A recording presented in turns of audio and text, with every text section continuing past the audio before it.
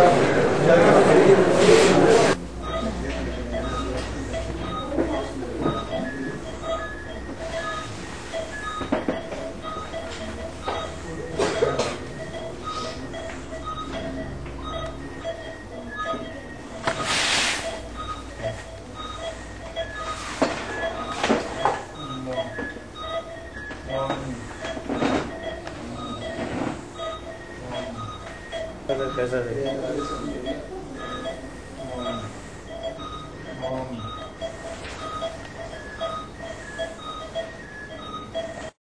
పేరు రాజశేఖర్, నాకు మదర్ అవుతారు.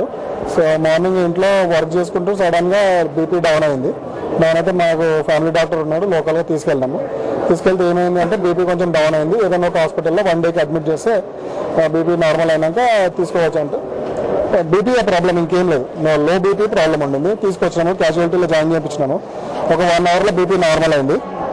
బీపీ నార్మల్ అయినాక హార్ట్ చిన్న చెస్ట్ పెయిన్ వస్తుందంటే వాళ్ళు ఏం చేశారు, చెస్ట్ పెయిన్ అంటుంది, బీపీ కూడా డౌన్ ఉంది కాబట్టి బీపీ నార్మల్ అయ్యే వరకు క్యాజువాలిటీలో పెడతాం ఐసీయూ అని చెప్పి పైకి ఐసీయూకి తీసుకెళ్లారు, జాయిన్ చేసుకున్నారు, సమ్ ట్రీట్మెంట్ చేసినారు.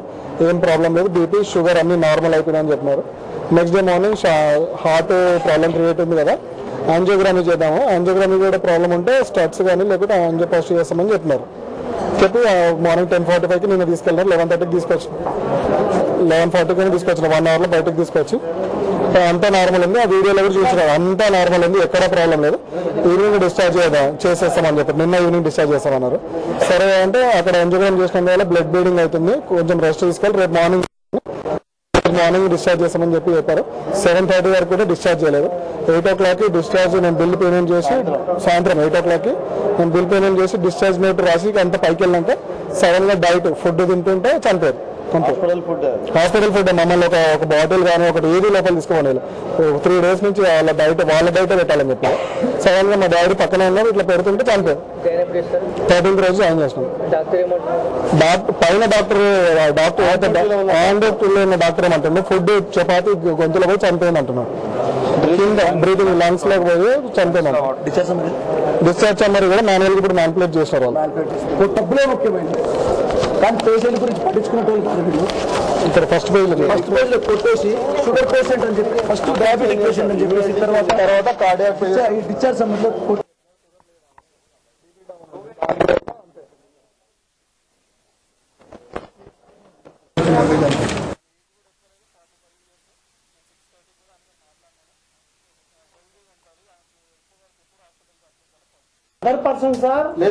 ఇక్కడ ఏమైనా అయితే ఎవరు responsible?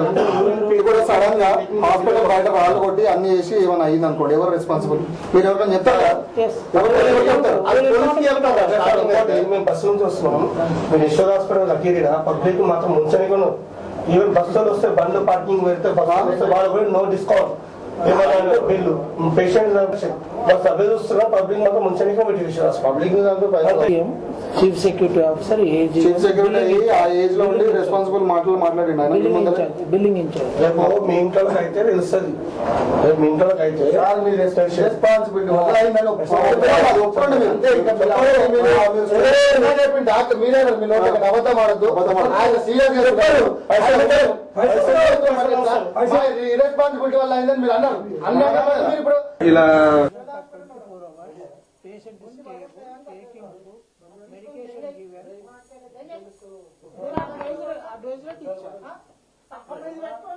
doctor told him that the patient was suffering from low blood pressure, nothing to do with heart. They said it was only low blood pressure and to get it checked and go to the hospital. So did you check the blood pressure when the patient came here? It is already told you everything. It is in the case sheet. Case sheet there have been too many changes. You cannot expect this now. Already the concerned doctor. There have been too many changes in the case sheet. So I'm not going by case sheet. I want your opinion as to, because the patient was brought here for low blood sugar. No, low blood pressure. With some chest pain, discomfort in the chest, some giddiness, other problems are there. So you there is ECG. So you diagnosed that it was a heart problem. It is unstable angina. Okay. Provisional diagnosis, not final. Nobody can give you a final So diagnosis. you did a provisional diagnosis, you Yes. checked the heart. Did you find anything wrong with the heart? Was there any clots in the heart? Yes, there is a ischemic changes. The EC changes are there. Okay. The pain is there. Patient is taken for angiogram. Okay. Angiogram revealed. What did the angiogram reveal? The angiogram is normal coronaries, but there is minimal changes of cardiac problem. So they kept on medication. Okay. They advised after 24 hours, patient is stable. So there was no problem with the heart. The angiogram came okay. No, you are After asking. 24 hours, everything was okay then. No, there is a problem with the cardiac, but there is no significant blocks. There were no significant blocks. Okay. Okay. So that is called medical management. Okay. We have You given did that for management. 24 hours. Yes. Then on what basis See, did you release the patient if the patient was Patient stable? is stable, walking, ambulating, taking food, everything is normal. Advised. After all, what is it? No. So, advised. Suddenly patient collapsed in the room. Collapsed in the room. Revealed by husband. We rushed. We tried to save, but patient is collapsed. And what did you find the reason for the collapse? There may be reasons of cardiac element, maybe other reasons. It may be cardiac element, it may be other reasons. But we have to see the cause of death can be known only after postmortem. It is not possible to pinpoint what is the cause of death. So let me ask you a straight question then. Don't you think there is something wrong here? You guys, I mean, after you are the experts. We are not experts, right? We are laymen. You are the expert. The doctors are the experts, having many years of experience. In their experience, they say the patient is okay. They say take the patient home. The patient's family is saying they want to keep the patient here, make sure that everything is okay. But then you still say no, the patient is okay, take her home. And then all of a sudden, how can this happen within your facility after your expert opinion? Do you agree that your expert opinion was wrong? No, how can this patient expert to... Because your expert opinion said that take the patient home. What I am supposed to say, I have said. The remaining thing is I can say only after postmortem. Because hypothetical... Your expert said the patient is okay. 1 hour later the patient dies. How can you explain that? Hypothetical question cannot be answered. You are asking a hypothetical question which I cannot answer. What treatment did you do when the patient was dying? Huh?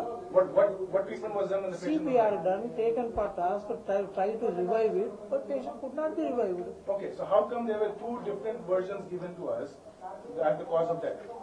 One person is saying that it was because of the heart. Somebody is saying it was because of the low blood pressure. Somebody is saying because she ate Nobody said roti, that. Nobody said it got stuck The inside. concern, no, the So concern. how can there be 4 different reasons why your We are not experts... here. We are not here any different opinions. But aren't you supposed to give a reason as to at the time of discharge? That is the reason why the cardiologist explained to the relatives.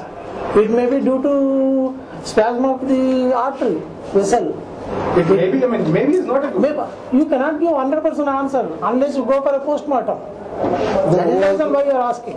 Then what is the reason of us coming to doctors, you tell us? If the doctor says I'm okay, but next second I die, what is the use of your professional Suddenly opinion over patient here? We pay thousands of rupees over here. Anybody can say... Only commercialization of business. Yeah? You are doing only business, commercialization. This is not a proper question to be asked. You are not giving any proper also. I am telling you the reason. Everything I am explaining. What is the possibility? Patient 2 days back మా హాస్పిటల్లో admit అయింది. ఛాతీ నొప్పి అని, రిబ్బినెస్ అని, BP తక్కువ admit అయింది. Doctor Srinivas Reddy cardiologist చూశాడు. ఈసీలో చేంజెస్ ఉన్నాయని అడ్మిట్ చేశాడు. చేసిన తర్వాత నెక్స్ట్ డే యాంజియోగ్రామ్ చేశారు. యాంజియోగ్రామ్ చేస్తే యాంజియోగ్రామ్లో 90% క్లియర్ ఏమీ లేదు అని చెప్పి మందులు పెట్టారు. మెడికల్ మేనేజ్మెంట్ అంటారు. ఆ medical management patient 24 hours observe చేసి తర్వాత రూమ్ షిఫ్ట్ చేసి రూమ్లో కూడా బాగున్న తర్వాత డిశ్చార్జ్ అడ్వైజ్ చేశారు. డిశ్చార్జ్ చేసిన తర్వాత పేషెంట్ రూమ్లో కూర్చొని హస్బెండ్ ప్రజెన్స్లో ఫుడ్ తీసుకుంటే సడన్గా కొలాప్స్ అయింది. డాక్టర్లు అందరూ మ్యాక్సిమం రివైవ్ చేయడానికి సిపిఆర్ చేశారు, అంతా చేశారు కానీ వెంటిలేటర్ పెట్టారు. కానీ we could not able to revive. ఆమెను మళ్ళీ మనం revive chest pain giddiness vomiting వచ్చింది, అడ్మిట్ చేశాము. డాక్టర్ శ్రీనివాస్ రెడ్డి అనే కార్డియాలజిస్ట్ చూశాడు. ఈసీ చేంజెస్ ఉన్నాయన్నాడు. ఐసీసీలో అడ్మిట్ చేశాడు. నెక్స్ట్ డే పేషెంట్ యాంజియోగ్రామ్ చేశారు. యాంజియోగ్రామ్ చేసిన తర్వాత నార్మల్ కరెంట్ అంటే బాగానే ఉన్నాయి. ఫ్రీక్వెంట్ బ్లాక్స్ మెడికల్ మేనేజ్మెంట్ పెట్టారు, మందులు రాశారు. 24 hours అబ్జర్వ్ చేసిన తర్వాత రూమ్కి షిఫ్ట్ చేశారు. రూమ్లో బాగానే ఉంది, తిరిగింది, అంతా అయిన తర్వాత సాయంత్రం డిశ్చార్జ్ అని చెప్పారు. డిశ్చార్జ్ అయ్యి రూమ్లో కూర్చుని భర్త ఎదురుగా భోజనం చేస్తుండగా సడన్గా కొలాప్స్ అయ్యింది. తీసుకొచ్చాము ఐసీసీకి, రివైవ్ ప్రయత్నం చేశాం కానీ రివైవ్ కాలేదు. తర్వాత డిక్లేర్ చేశారు, చనిపోయింది.